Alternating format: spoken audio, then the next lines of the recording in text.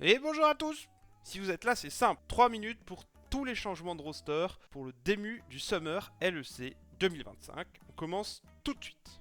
Déjà, on va passer beaucoup de temps sur les rosters qui n'ont pas changé. Je vais vous les afficher à l'écran et je vais vous citer les équipes du coup qui n'ont pas changé. Donc G2 ne change rien, Giant X ne change rien, l'AKC ne change rien, Movistar Koi ne change rien et Heretics ne change rien. Maintenant, on passe aux teams qui ont changé.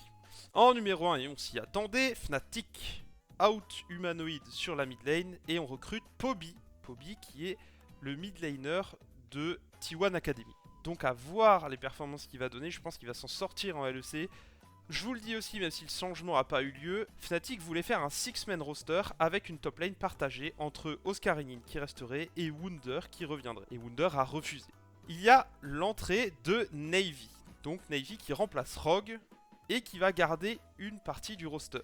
Déjà, la top lane ne bouge pas, Adam reste et c'est logique vu les performances qu'il a.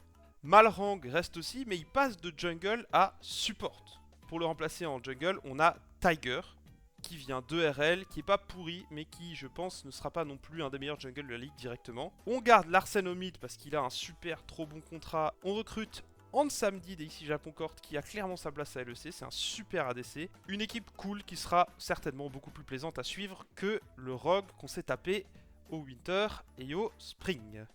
SK Gaming, beaucoup de changements. On vire Genax, on prend Dandan.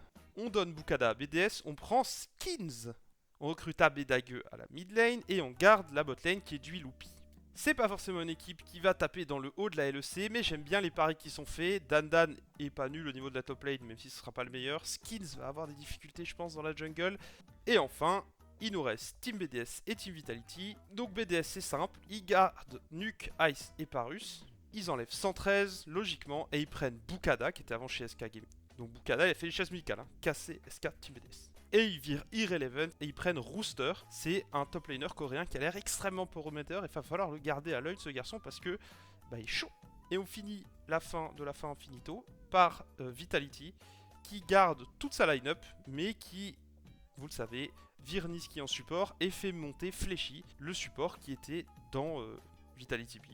Dis-moi les faits. Voilà, je sais pas ce que vous pensez de ces changements. Dites-moi en commentaire la team qui pour vous a fait les meilleurs changements.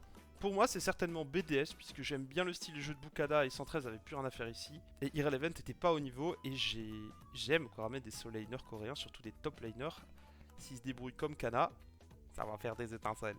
Comme d'habitude, dites-moi si vous allez bien en commentaire, et je vous fais des bisous. Ciao!